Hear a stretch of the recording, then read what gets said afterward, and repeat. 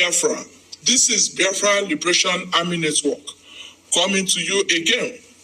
Please do subscribe, like, share, and comment. Ladies and gentlemen, all hail Biafra.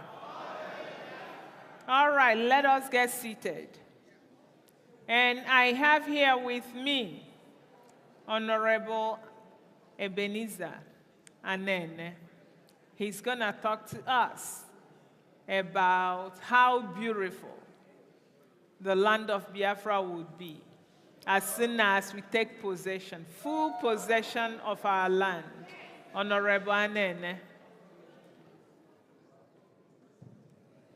All hail Biafra!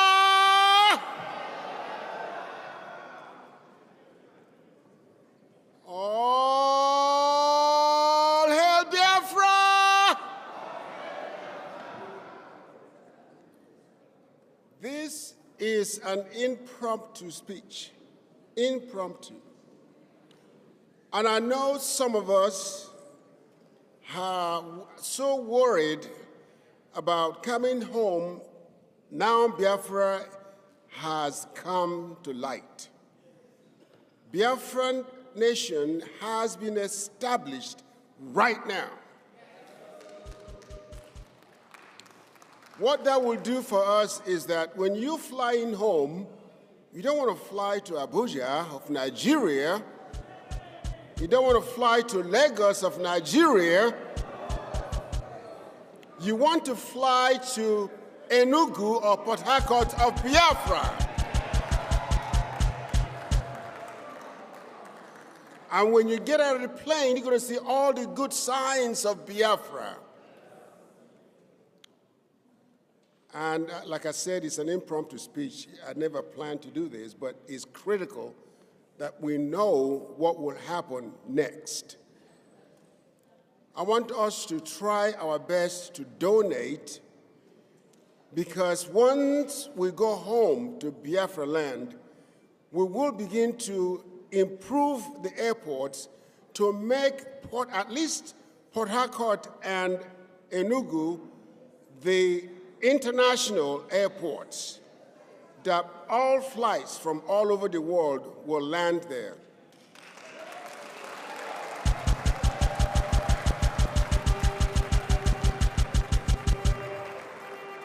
So wherever you live now, you can easily make your flight straight to these two cities.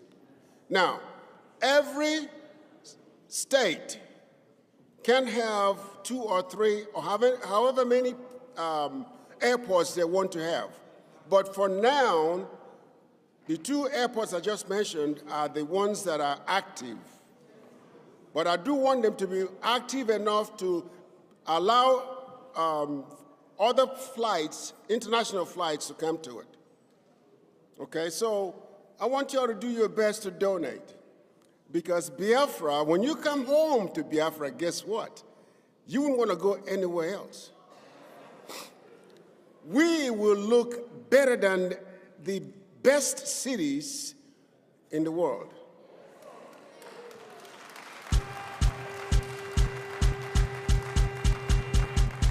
I had told our Prime Minister, and he rejoiced over that and truly agreed to it, that Biafra cities will be better than Dubai City.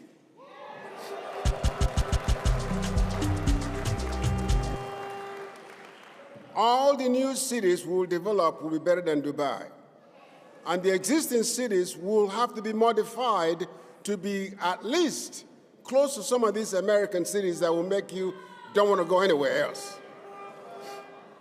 Your education will also be for Biafra. I've had people, family members, oh, can you send me some money so I could come to America? I want to get away from here. I said, nope. Biafra has come. You have to wait. And when you wait, you will see the great difference or differences in each and every city. That will make us become the best city in the world. Employment will be almost 1% lower. In other words, it's going to be 90% employment for every person that is old enough to work, 18 years old. There's so much work in Biafra land. Once it comes, we will develop that. So donate as much as you can until we're able to raise or generate all our income through the natural resources. All hail Biafra! It is not easy, but God has made it possible. We have been standing for many years, and I don't want to say too much. I was also in the war. Just a little thing. We left our home in Awka and walked almost 20 miles, 2 nights. I had 10 sets of clothes on me because there's no way to carry my clothes. That was not funny. That was not easy either. We cried most of the way. But we have to leave. So Biafra has come. Rejoice with me, because we will develop Biafra to be the best nation in the world. May God bless Biafra. May God bless Biafra. Hallelujah. Thank you all so much for coming. Some of us weren't easy to be here, but you made it. And we know when Biafra was declared, I was ready to run. I was excited. I almost stepped on things that I shouldn't step on, but I enjoyed it. God bless you all. Anywhere you go, if you don't see woman, no one nigga butcher. Anyway. All hail Biafra. All hail Biafra. Our day is getting better and better. Wow. Ladies and gentlemen, we have a special guest in our midst. We are so lucky to have this guest. Our PM has been working so hard for this guest to grace this occasion, and he did. So, I call on Dr. Bryson Okeoma to introduce this special guest. I won't call his name. Let's keep the surprise going. Dr. Bryson Okeoma, please take the stage. What's that to go? Lie on yourself. I'm the war. I'm the fight. I'm the battle. I got the powers. I got the powers. I'm about to release my powers.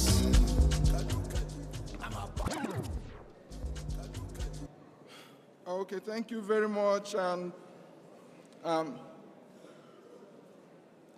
like she said, we have a special guest who has come in graciously from Washington, D.C. to share his thoughts with us this afternoon. So everyone here agrees with me that Nigeria is probably the only country in the world facilitating external aggression against her indigenous populations. Is that a fair statement? Okay. Invading terrorists kill hundreds of indigenous populations, AFUTA community. But instead of deploying their military to root out the invaders, Nigeria deploys its military against indigenous populations resisting the invasion. As such, Nigeria government has made Nigeria a massive killing field, taking hundreds of lives every day. For us to have a state that uses its military to defend her citizens, the independence of Biafra, the independence of the United States of Biafra is a necessity. On November 30th, that's just 2 days ago, we listened to perspectives from Michael Rubin, an advocate for freedom, who had written about Biafra self-referendum, the data you just shared, and the need for the incoming US President, Donald Trump. I know you guys love him. To pay attention to Biafra. Today, we will listen to another Washington, D.C.-based advocate for freedom, Mr. Doug Bandar.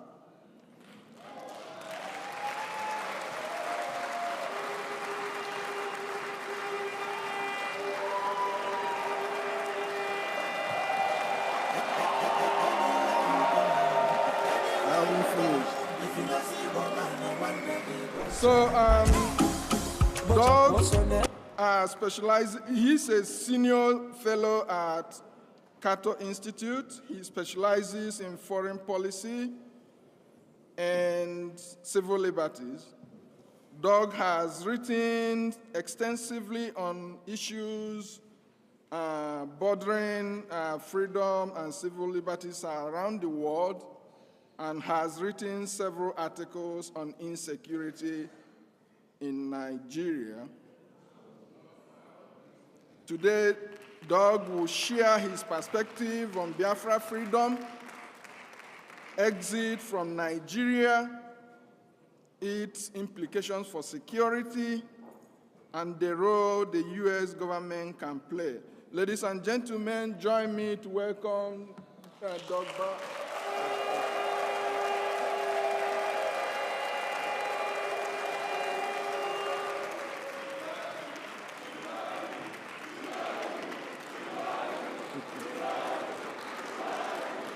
Thank you.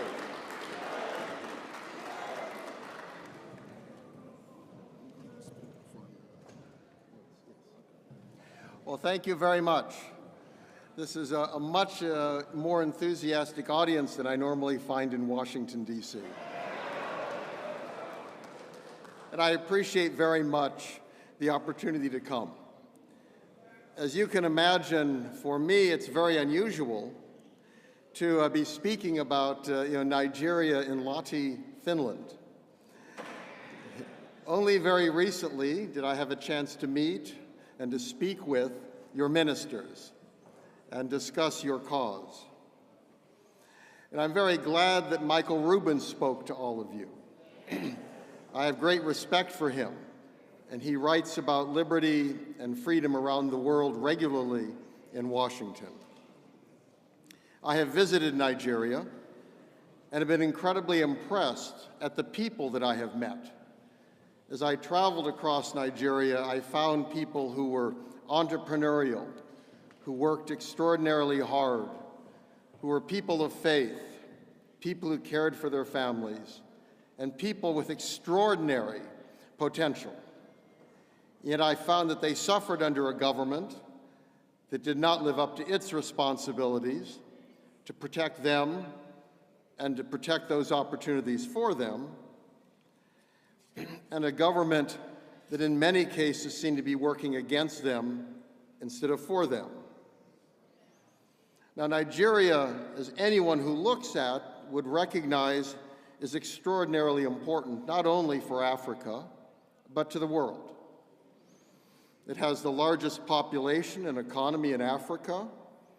Africa itself is a continent of extraordinary potential, a growing population when most of the rest of the world, including America, have declining populations. But we see vibrancy and growth in Africa. And Nigeria has so much to offer, not only to Africans, but also to Americans and to people around the world. I have occasionally gotten into a taxi cab to go to the airport, and my driver, it turns out, came from Africa. And we will discuss where he or she came from and what their home was like. And what I am particularly concerned about, like Michael Rubin, is concerned about human rights, about religious liberty, about economic opportunity, all of which are fundamental for human people everywhere on earth. And despite problems in my country, and as all of you recognize, all countries have some problems, and I accept with my own as well, the United States has done generally pretty good at trying to protect those opportunities and those liberties, which is why we've drawn people from Nigeria to America. But you shouldn't have to leave your country to have those opportunities.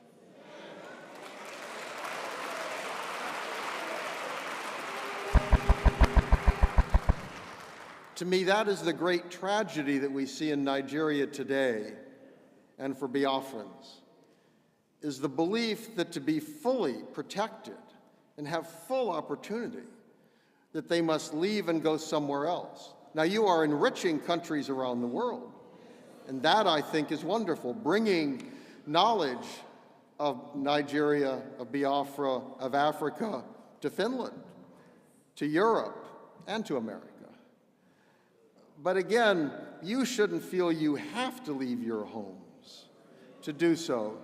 And that is something which other people, other countries around the world should support you as you demand that those opportunities be protected.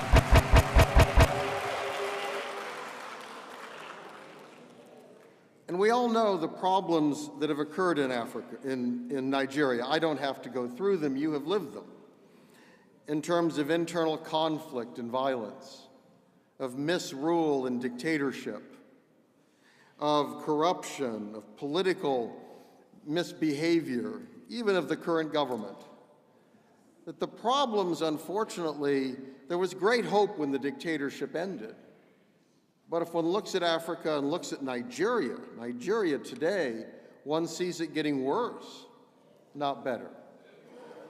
And that is wrong. And that is a threat to you all. It's a threat to your families back in Nigeria, and it's a threat to everyone who lives in Biafra.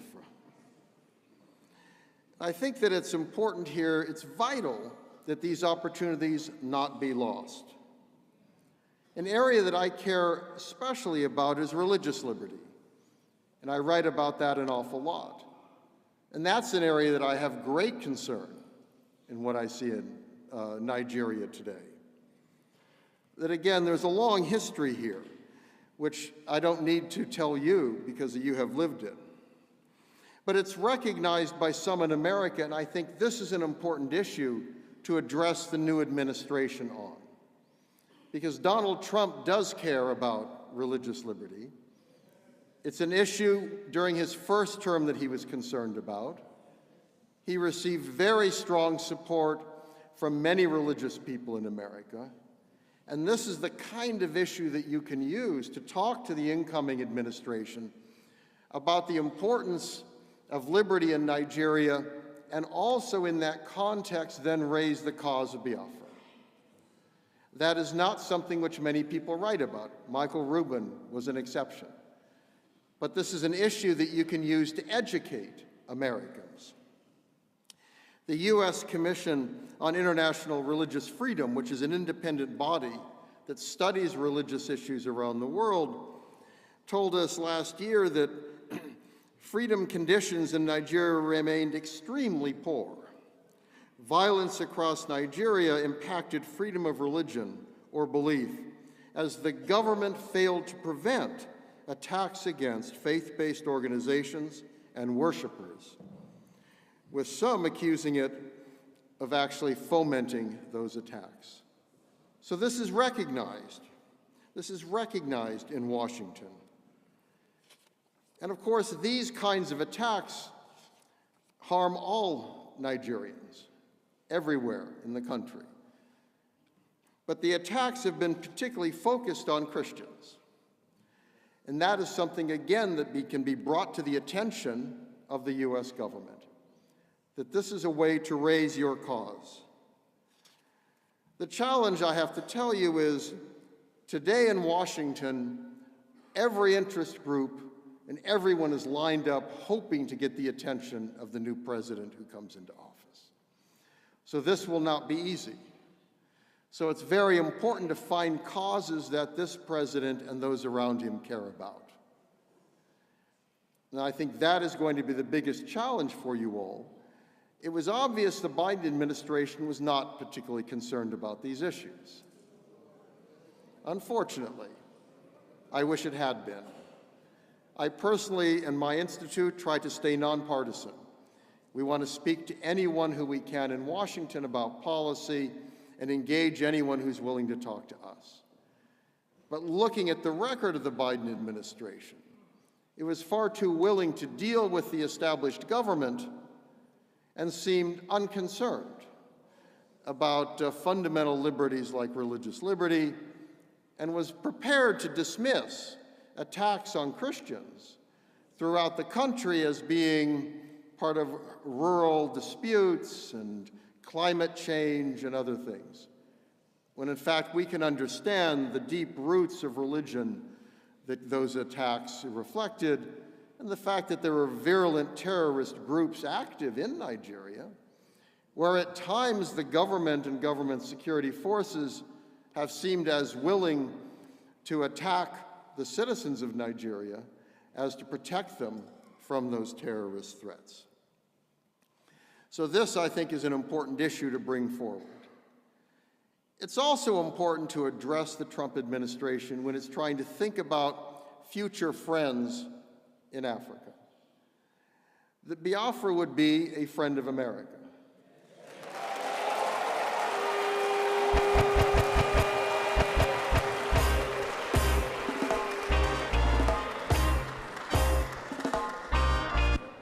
And you are certainly making that case, and you need to ask those you know in America to make that case in America as well.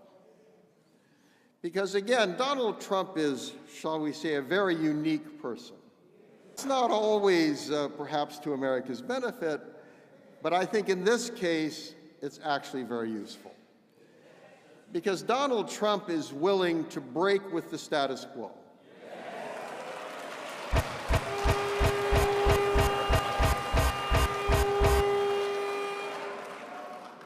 I do a lot of work on issues like North Korea, and I thought one of the brilliant steps that Donald Trump took was a willingness to meet with the leader of North Korea that no other US president had ever done.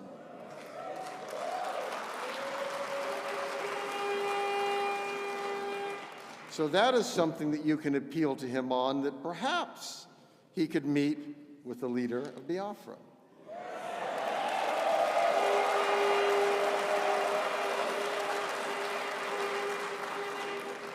That he recognizes the importance of reaching out to people who his predecessors refused to have anything to do with. Donald Trump, maybe there is an opportunity. And I also think those around him, many of those who are coming in, share that willingness to challenge the status quo. And that is what you suffer from. And I will admit, when I first heard about what you were doing, I'm old enough, unfortunately, to remember the terrible war. I was young, but I still remember pictures on TV and pictures of starving children, the horrors that happened with that. And you all know that. I suspect almost all of you had people who suffered in that friends and family who died and suffered, the horrors of that, which can never be repeated. But what the status quo in Washington then is we don't talk about such things, right? We put them away in a closet somewhere, and we say that issue's finished, nothing to be done, please don't bother us, we have other things to do. And when you sit in Washington, I have to tell you, it's very tempting to it's kind of the ultimate imperial city, where American policymakers view themselves as kind of on top, and their job is to speak to the world and deliver their judgment. Now, I am not going to tell you what to do. I'm not going to tell Nigerians or Africans what to do. I do not live your experience. I do not go through your experience. I have not suffered what you have suffered. I have not had the frustrations that you have had. So the last thing I would ever do is to try to tell you, as if I know better than you, what you should do.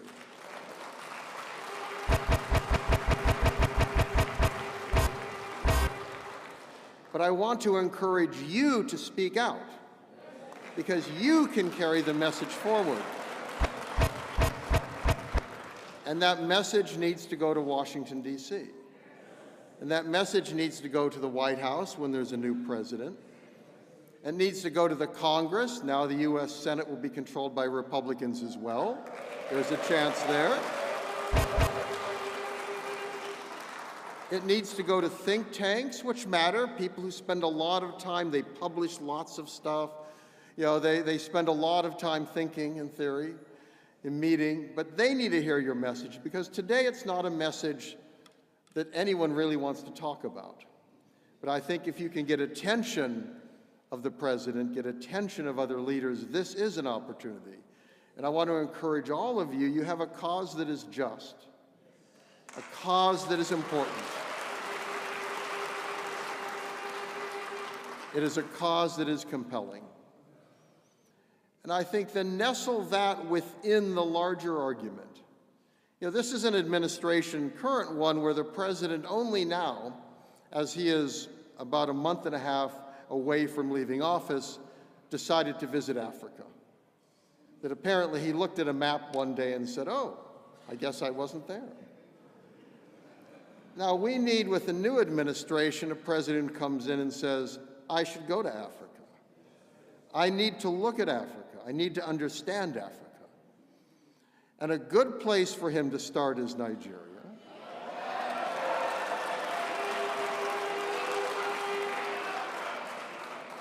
And if he starts, he should not start thinking of Abuja.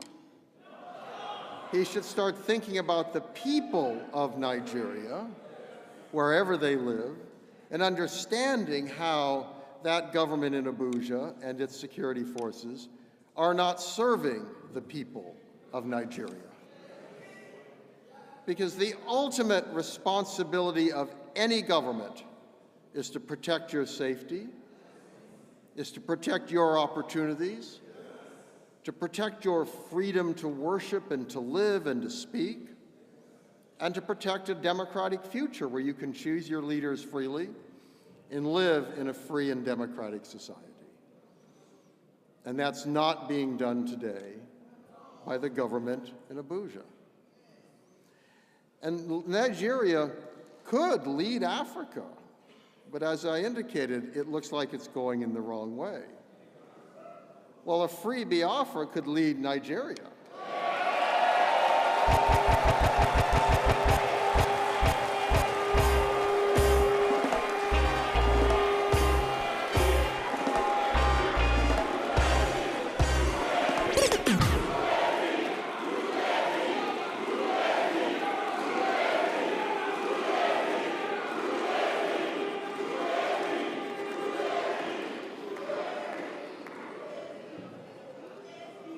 So I want you to encourage, take that message to Washington, that listening to you is an opportunity for the United States to help improve Africa and help Africa lead the world. Because as I indicated, again, you look around the world, virtually every country is shrinking. I mean, one can look at Europe and much of Europe could theoretically disappear.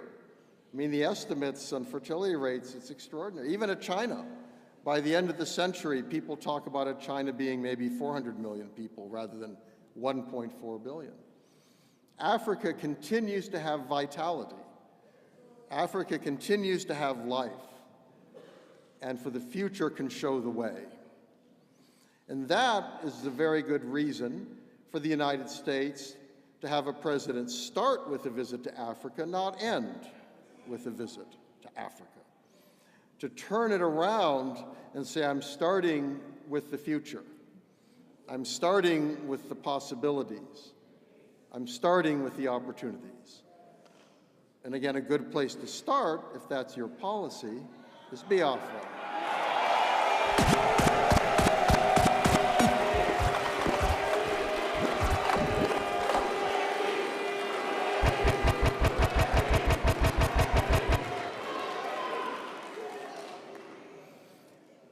So let me, as I indicated, I'm not going to tell you what to do. But it looks to me like you know what you want to do.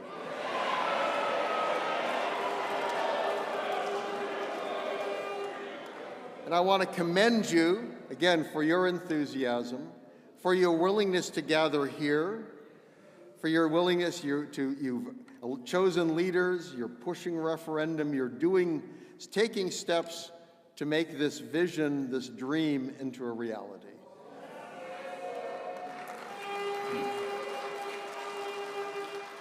And I just want to encourage you on that journey. This is your journey, not mine. Not Donald Trump's journey. It's not an America's journey. Unfortunately, the United States has pushed a lot of people on journeys that didn't work out. But if you start on the journey and you are making the journey happen, then you can come to America and say, help us.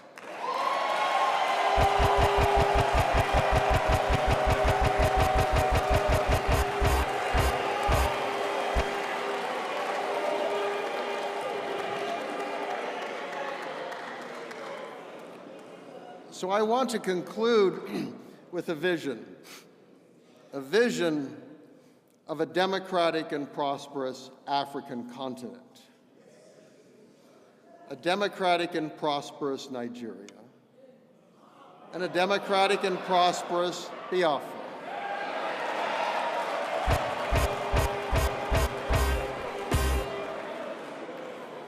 This is up to you to turn that kind of a vision into a reality. And I'm so happy again to see so much enthusiasm and a willingness to gather and to push this vision. And I want to thank you for inviting me to come to speak to you.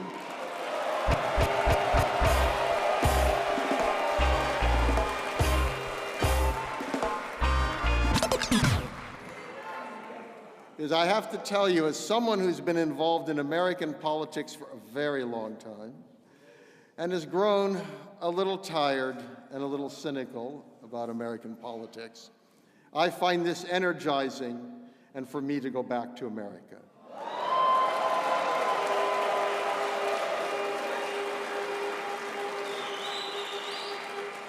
So thank you, Godspeed, and have a blessed new year. Thank you.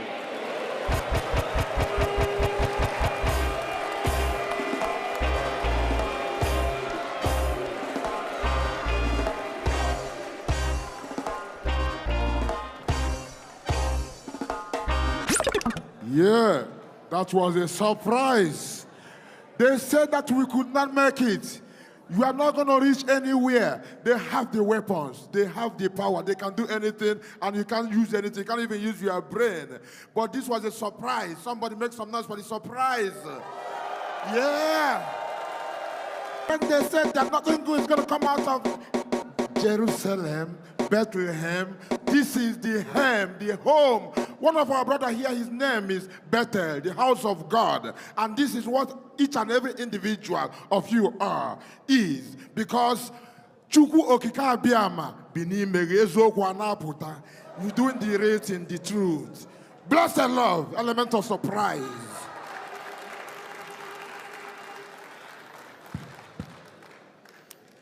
All hail Biafra! All hail Biafra! Biafrans, another hands of applause for Mr. Dodd.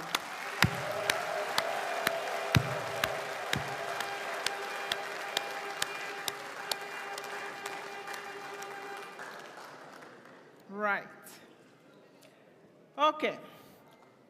As we continue with our program, we call on Sister Olewunne. She will tell us what the group of sisters are doing to help Biafrans back home. Sister Olewunne.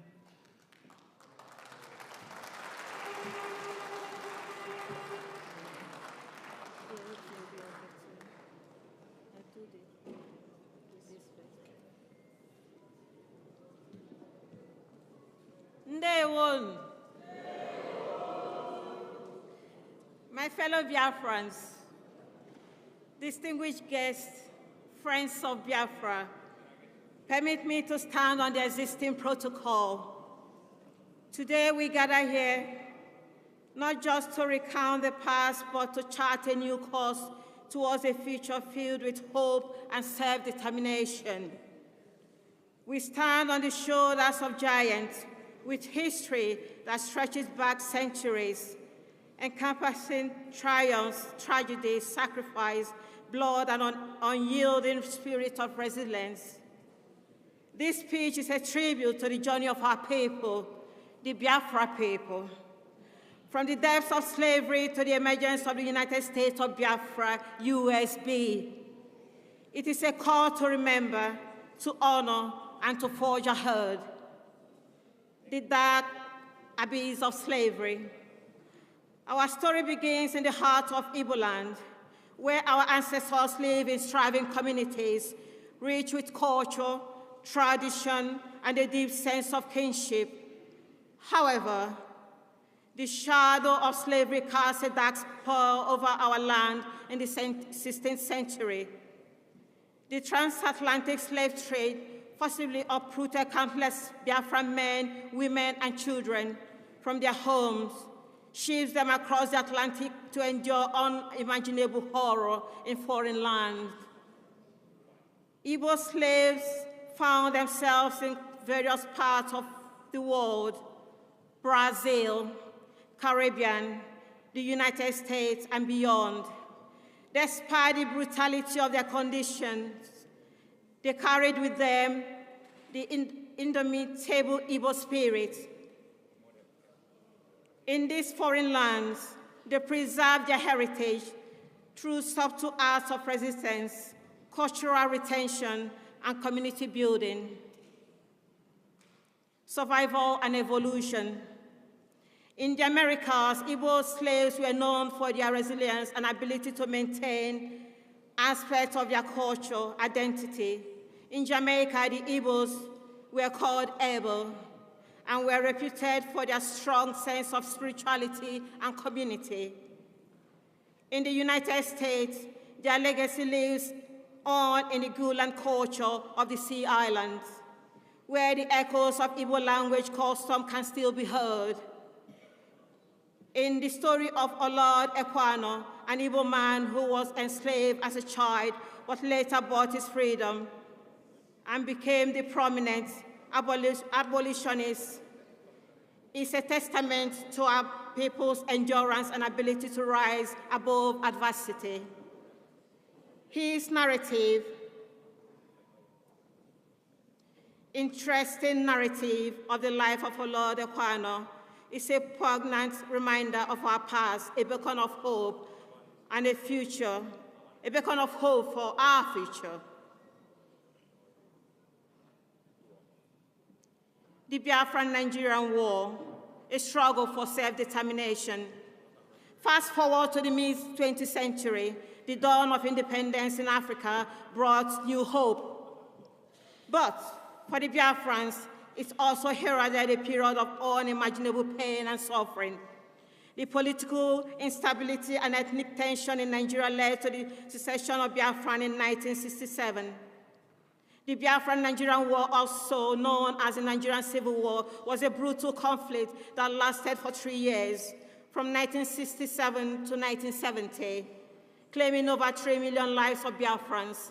Accidentally, I was born in Biafra, not as a Nigerian. I was born during these years of existence of the sovereign state of Biafra. Many people wouldn't believe that I was born at this time. Perhaps that explains my unquenchable fire of Biafra that I carry. The war was characterized by immense suffering, particularly for the civilian population. The blockade imposed by the Nigerian government led to widespread famine, resulting in the death of millions of people, many of them children. Images of starving Biafran children shocked the world, highlighted the severe humanitarian crisis. Thanks to the intervention of many missionaries, organizations through the Biafran airlifts, by the effort of the Joint Church Airlift, the GCA, Catholic Relief Services, the RCS, Caritas International, missionary priests and sisters, particularly the Holy Ghost Fathers from Ireland, Bishop Shanahan, they did a tremendous job in Olo, and you can still see it today. The wonderful College of Boys and Girls, Bishop Shanahan College in Olo, still functioning, still standing. Many Biafrans lived lives were saved because of their efforts. Many lives were saved. The missionaries did a tremendous job in Biafra during the war. Despite the overwhelming odds, the Biafran people displayed incredible resilience, innovation. During and even after the war, Biafrans were stripped of everything they owned in the same Nigeria. They were integrated back into, regardless of your possession, network, or your bank balance. The Nigerian government seized all, gave Biafrans a mere sum of £20 to restart their lives. Yet, Biafran, my people, survived.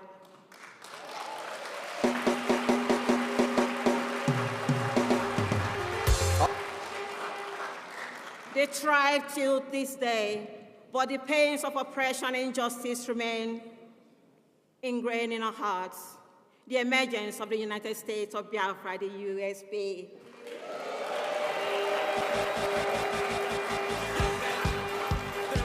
The war ended in 1970 with Biafrans reintegrated into Nigeria, but Nigeria covertly continued the war against Biafra in principle, so the dream of self-determination never died. Over the years, the desire for sovereign Biafra has cemented. This desire for a sovereign Biafra has cemented, fueled by continued marginalization, economic deprivation, and political exclusion. Today, we stand at a critical junction in our history. The United States of Biafra, the USB, represents not just a political entity, but a vision of society founded on the principles of justice, equity, prosperity for all citizens.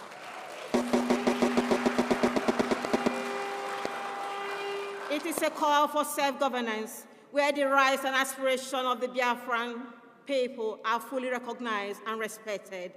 It is a reclamation of our identity, our rights to chart our destiny.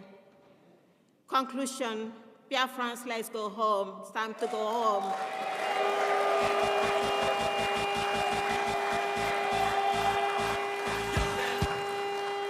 As we embark on this journey towards the United States of Biafra today, let us remember the sacrifices of our ancestors, from the dark days of slavery to the struggle for independence and the quest for self-determination. Let us honor their memory by building a nation that upholds the values of freedom, equity, unity, and progress. We call upon the international community to support our quest for self-determination. Recognizing the historical injuries and the enduring spirit of the Biafran people, we ask for peaceful, constructive dialogue with Nigeria, aiming for a solution that respects the rights, aspirations of all parties involved. My fellow Biafrans, it is time to go home. Let us rise, united and determined, to build the United States of Biafra, a beacon of hope and a testament to our enduring spirit of our people. Take home what it takes to get freedom is different from what it takes to stay free. Remember that. What it takes to get your freedom is different from what it takes to keep yourself free. It's two different things. Independent and staying free and building your nation is two different things. The first set we finished. The second set is just beginning.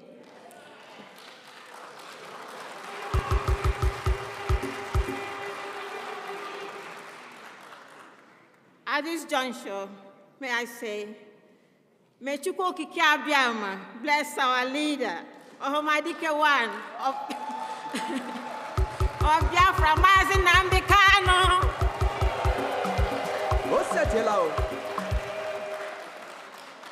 May he bless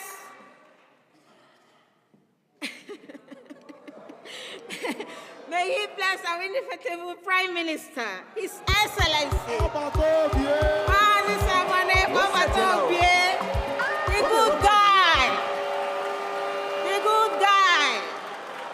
Because of him, we are all here today, because of him. By the time they got to Nnamdi Kanu, if our Prime Minister didn't come up, we wouldn't be here today. Another round of applause for him. Firebrand, firebrand, firebrand, Ata Biafra.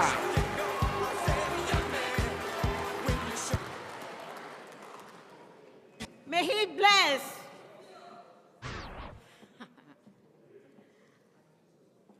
our Chief of Staff.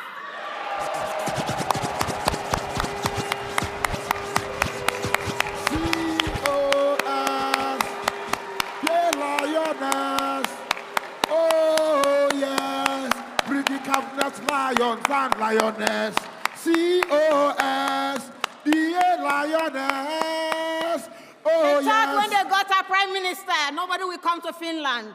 We are here today saying it's Biafrans, not just the Prime Minister. Biafrans are speaking. And I thank our Chief of Staff for standing up and taking them one blow, 7 apple down. Yes, sir. Yes, sir.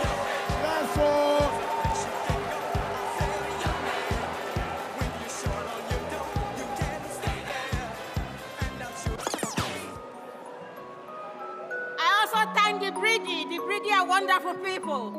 The Brigade is the team that brought all of us here today. Clap for them, please.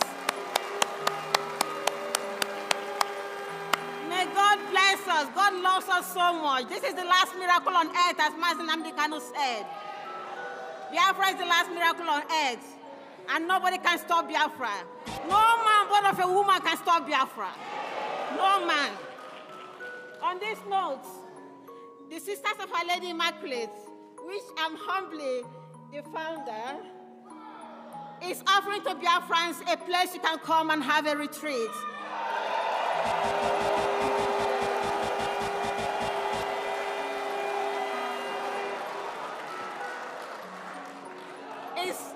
I wouldn't mention where it is in Biafra land. Most of the job has been done. If you want a simple recollection with your God, because all this house, you need a time to sit down and reflect and meditate and thank Chukwu Okike Abiama for all he has done for us. So this is what we're offering for Biafrans. Thank you very much. I love you.